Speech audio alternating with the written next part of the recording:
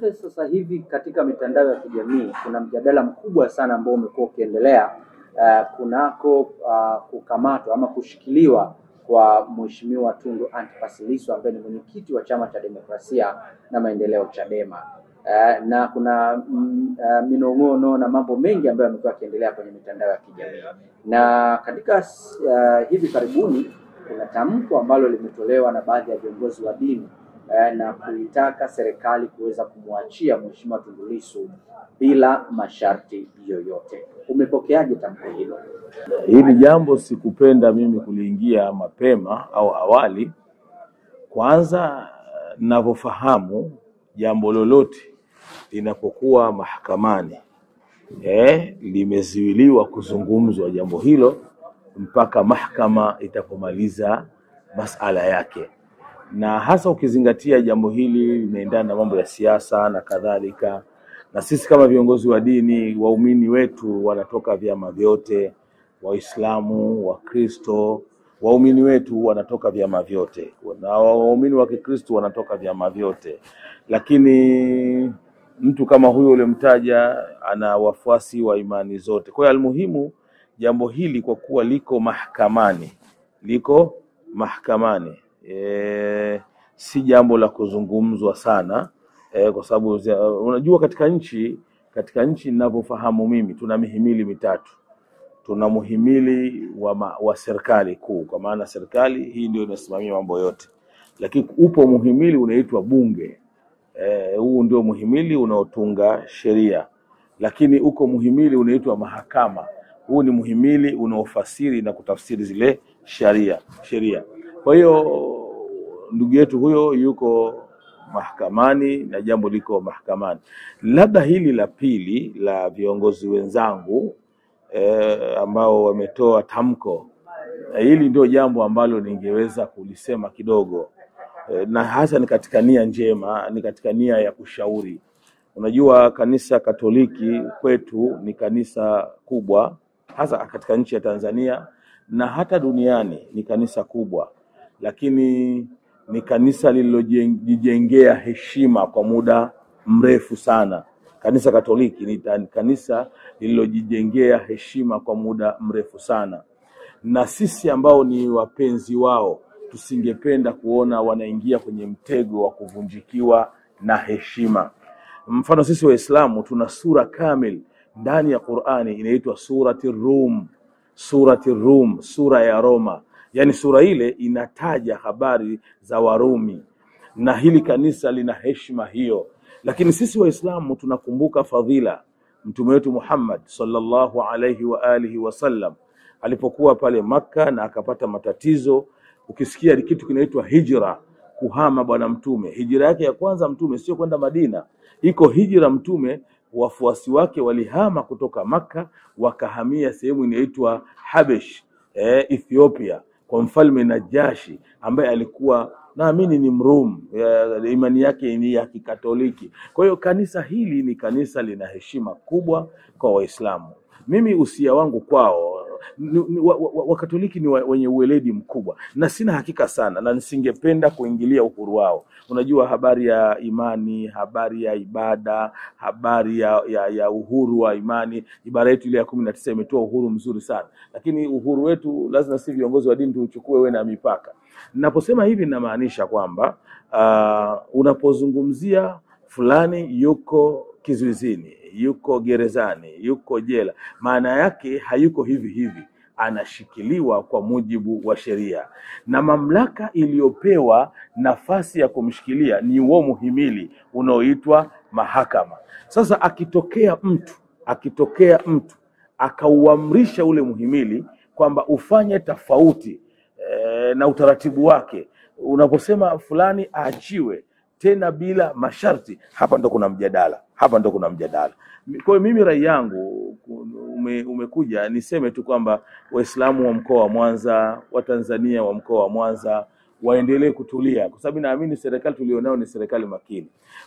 Nitatoa mfano mdogo. Sisi Waislamu, hii nchi nataka watu wafahamu kwamba nchi hii haina raia namba 1 wala raia namba 2. Nchi yetu ya Tanzania ndani yake kuna vitu vingi, kuna Waislamu, kuna Wakristo.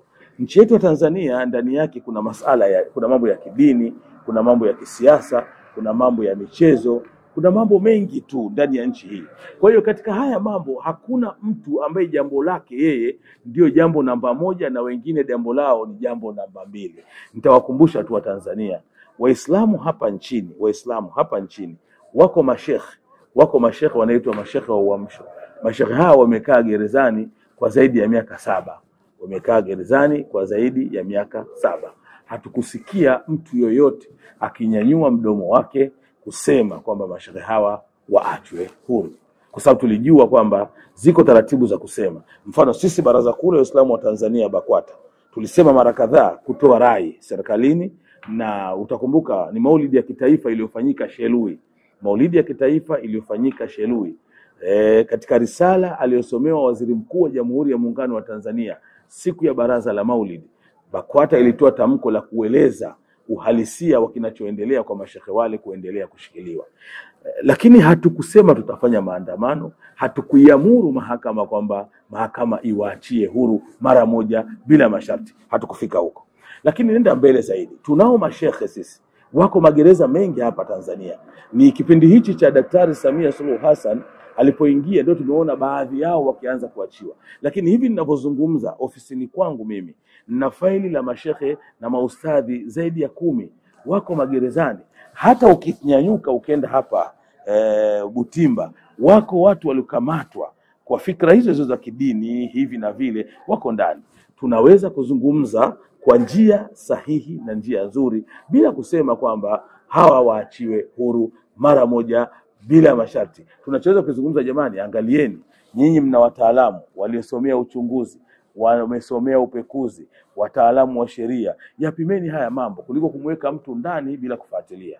Ni usia wangu na wito wangu kwa kanisa Katoliki, lijipime, lijitafakari. Wakati mwingine unaweza kuibua jambo. Imamu Ali, sisi tuna imamu wa 4, khalifa wa 4, anaitwa khalifa wetu wa kwanza ni Abu Bakr ibn Siddiq, wa pili ni Umar ibn Khattab, wa 3 ni Uthman ibn Affan, wa 4 ni Ali ibn Abi Talib. Ana maneno yake anasema kwamba kusema an-nutqu zayyin, kusema ni pambo. Ukisema utaonekana fulani amesema vizuri, msemaji mzuri, lakini wasukutu salamu, kunyamaza ndani yake kuna amani. Mimi nilikuwa nadhani sisi viongozi wa dini tuna nafasi ya kukemea, kushauri, ya kuongoza, lakini tusiwe na nafasi ya kuingilia mihimili bila utaratibu. Kwa sababu ikianza hivyo na sisi tunaweza tukasimama tukasema hivi, na yule atasimama atasema vile.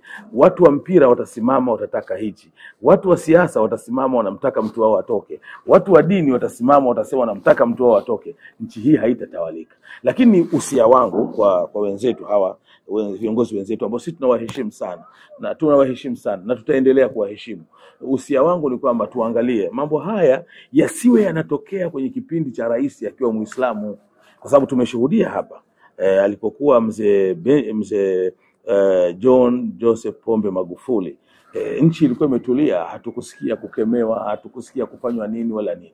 Lakini leo kuna baadhi ya mambo yanatokea yasije yakamsha fitna. Yako maneno sisi tunaambiwa katika Uislamu, bwana mtume wetu Muhammad sallallahu alaihi wa alihi wasallam anasema alfitnatu naima, muda wote fitna huwa imelala. La'anallahu man istayqadhaha, Mwenyezi Mungu anamlaani anayekwenda kuiamsha. Sasa tuiachie nchi ifanye kazi yake kwa mujibu wa sheria. Hii ni nchi inatawaliwa kwa mujibu wa sheria. Mtu akikamatwa, shtaka lake linakwenda mahakamani kwa mujibu wa sheria. Mahakama inapewa nafasi kufanya kazi yake kwa mujibu wa sheria. Hatuna sababu ya kuilazimisha mahakama, hatuna sababu ya kuifokea mahakama, hatuna sababu ya kuilaani mahakama. Na jambo linalonisikitisha ni sisi viongozi wa dini kuelekezwa na baadhi ya wanasiasa. Yaani mwanasiasa anasimama anasema kesho ni siku ya Idi, na wataka mashekhe mzungumze hivi, halafu na wale mashekhe kesho wanazungumza alivyotaka mwanasiasa. Hiyo ndo ajabu. Leo kesho ni Pasaka, na wataka maaskofu mseme hivi, na hao maaskofu kesho wanazungumza alivyotaka mwanasiasa. Hapana. Sisi kama viongozi wa dini tuna wajibu wa kujisimamia, tuna wajibu wa kujenga heshima yetu, na ikitokea kuna shida, tunazo njia na tunazo taratibu za kuvifikia mamlaka, na sio kutoa vitisho kwa mamlaka. Hii ni nchi inahitaji kiwango kikubwa cha amani, kiwango kikubwa cha utulivu, na hasa ukizingatia tunaelekea kwenye uchaguzi mkuu. Na hapa liko jambo naomba ni kueleze, ndugu mwandishi wa habari, kwamba yako maneno ambayo mimi napenda kuyasahihisha. Kuna baadhi ya watu wanatulaumu nasema mashehe nyie, na baadhi ya hata kwa sababu jambo hili sio kama linasemwa na mashehe tu, linasemwa na hata wasiokuwa mashehe. Kumekuwa na malalamiko ambayo yapo kwenye jamii na yamekuwa yakijadiliwa kwamba ninyi mashehe hamtaki kuzungumzia swala la haki, hasa kwenye vyama vya upinzani. Baadhi ya viongozi kutoka vyama vya upinzani watakamatwa, watawekwa ndani. Nyinyi mashehe mmekuwa hamzungumzi wala hamkemei kukamatwa kwa hawa viongozi. Mashehe sio mashehe tu, hata baadhi ya wachungaji, baadhi ya maaskofu tunazungumzia amani sana, na hiyo ndio kelele kama ulivyosema. Tunalaumiwa kwamba baadhi mashehe hawazungumzii kuhusu haki, wanazungumzia kuhusu amani. Lakini nataka nitahadharishe na nitanabahishe, unapozungumzia haki, nataka niwape tu mfano mdogo. Haki haina nafasi, na huo ndio msimamo wangu. Haki haina nafasi kama amani haipo. Nataka niwaambie, kutibiwa, serikali kujenga miundombinu ya tiba, kutoa afya kwa wananchi wake, hii ni haki ya kikatiba. Kuchaguliwa, kwa maana kufika mahala kupiga kura, uweze kuchagua ama uweze kuchaguliwa, hii ni haki ya kikatiba. Kuwa na barabara nzuri katika nchi ni haki ya kikatiba. Kuwa na mashule mazuri ni haki ya kikatiba. Haki hizi zote hata zikiwepo katika nchi, ikiwa amani haipo, hizi haki hazina kazi. Kwa wito wangu mimi ni kwamba tuipiganie amani, halafu mambo yote tuyaweke kwenye jamvi linaloitwa amani, yanazungumzika. Na ndio maana Rais wa Jamhuri ya Muungano wa Tanzania Daktari Samia Suluhu Hassan muda wote ametangaza toka alipoingia madarakani. Mimi nakumbuka Rais Samia ameingia madarakani, utaona ilikuwa vyama vya siasa vimepigwa marufuku. Kuna baadhi ya wanasiasa walikuwa uhamishoni, kuna baadhi ya wanasiasa walikuwa wakidai mapesa yao chungu nzima. Lakini mama huyu rais wetu alipoingia madarakani akasema siasa sasa mlango umefunguliwa, walikuwa uhamishoni warudi, walikuwa wanadai fedha zao warudi. Hata baadhi ya vyama nimesikia wakitamka wao wenyewe kwamba malimbikizo ya fedha zao walizokuwa wanaidai serikali ziliwawezesha kununua ofisi katika eneo la thamani katika jiji la Dar es Salaam. Sasa ukijiuliza, yote haya yalifanyika kwa njia ya rais huyu alipofungua mlango wa mazungumzo. Ushauri wangu na hasa na mimi ni kwa sababu ninachokisimamia ni mkoa huu wa Mwanza, ushauri wangu sisi wana Mwanza tuendelee kutulia. Rais wetu amefungua mlango wa mazungumzo na kuna kitu kinaitwa 4R. Watu warudi, wakae, wazungumze. Mazungumzo mahala pote hayatakiwi, lakini si jambo la sawa kumforce rais, kumlazimisha rais, kuilazimisha mamlaka. Mtakwenda kuibua vitu visivyokuwepo. Leo sasa mashehe wanaweza kusimama wakadai sasa na wenyewe waitishe maandamano kwenda magereza yote nchini Tanzania kuwadai maustadhi na mashehe walio huko wanaotuhumiwa kwa kesi mbalimbali. Je, jambo hili litakuwa sawa?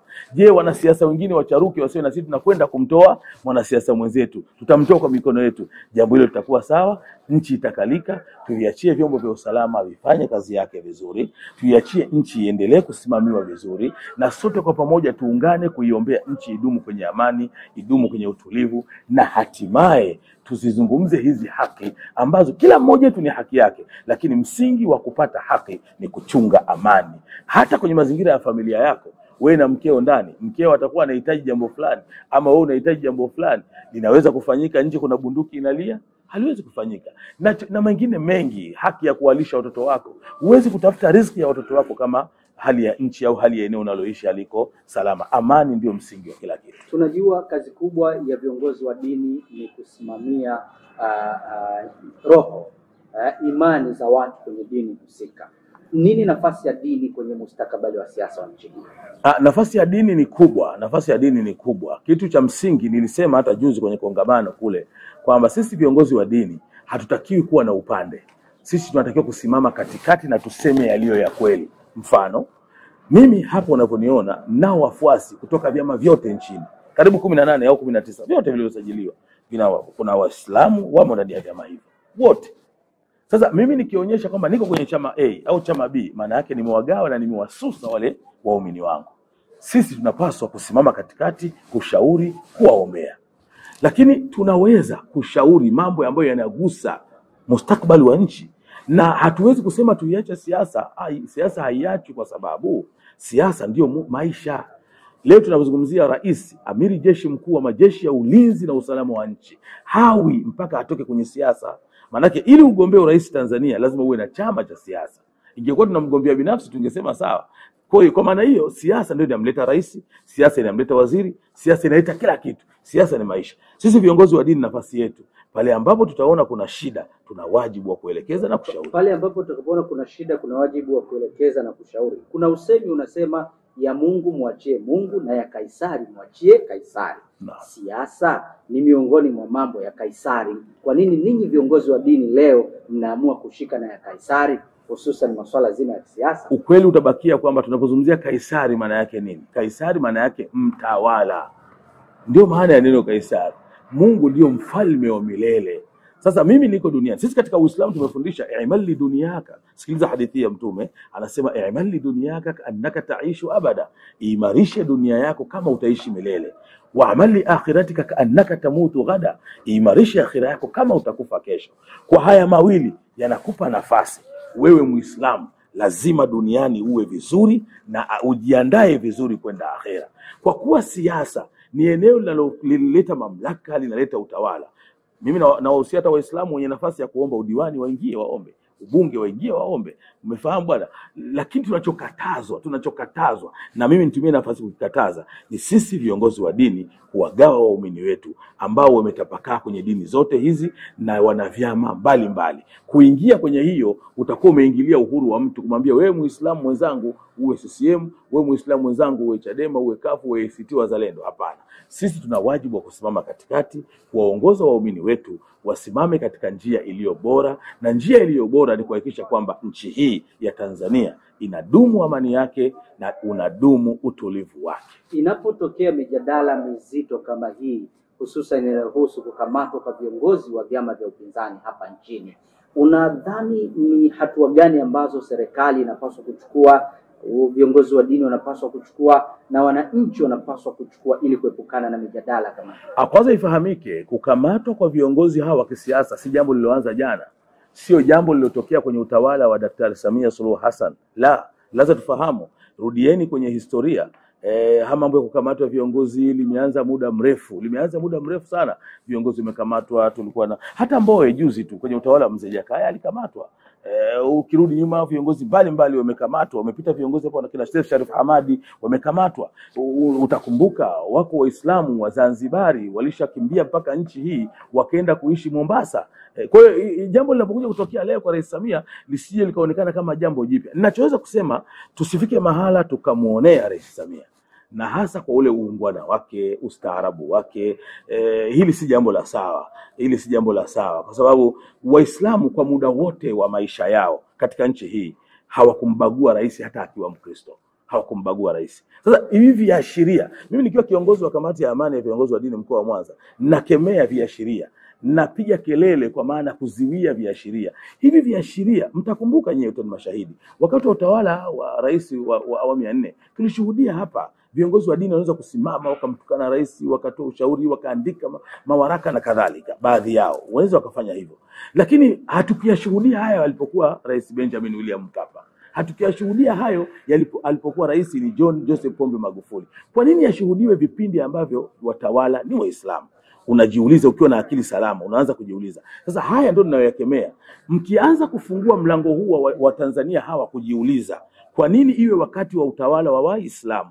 Na ikiwa mtawala ni Mkristo, haya waraka kulaniwa kwenye mimbari hakupo. Mtaweza kuibua kitu kibaya, itafika mahala na Waislamu watasimama, tutakuwa tumeigawa nchi chonde.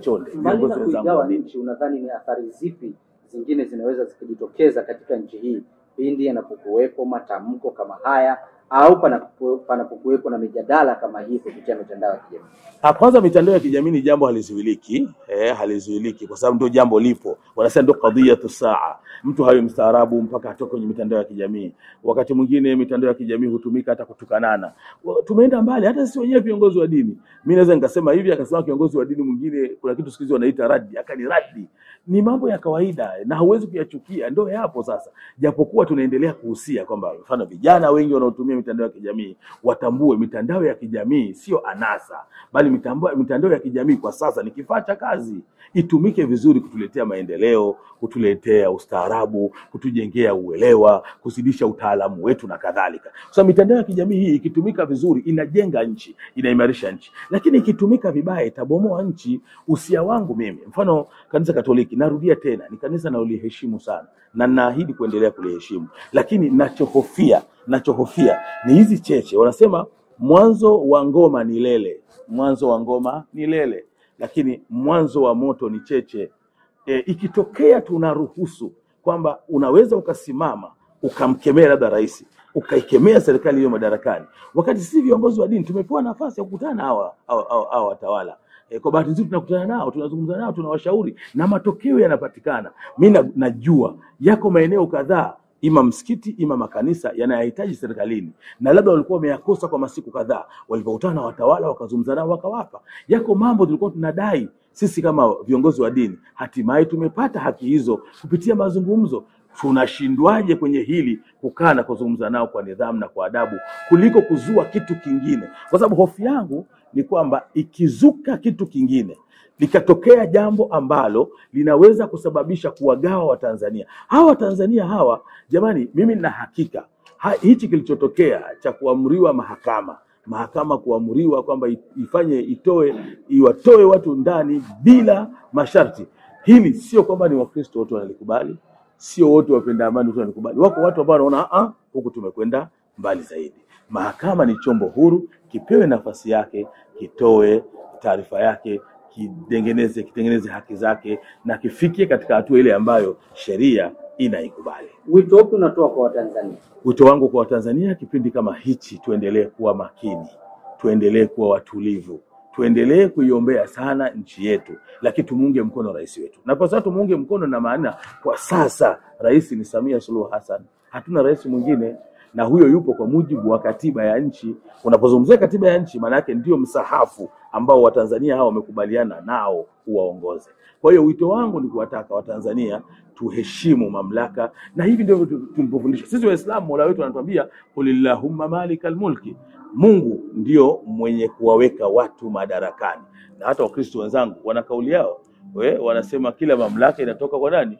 Kwa Mungu. Kwa hiyo hii mamlaka iliyoko sasa ni mamlaka iliyowekwa na Mungu. Tunaweza kushauri, tunaweza kukosea, lakini kwa njia za kistaarabu. Tusifike mahala tukaharibu nchi yetu kwa mikono yetu sisi wenyewe.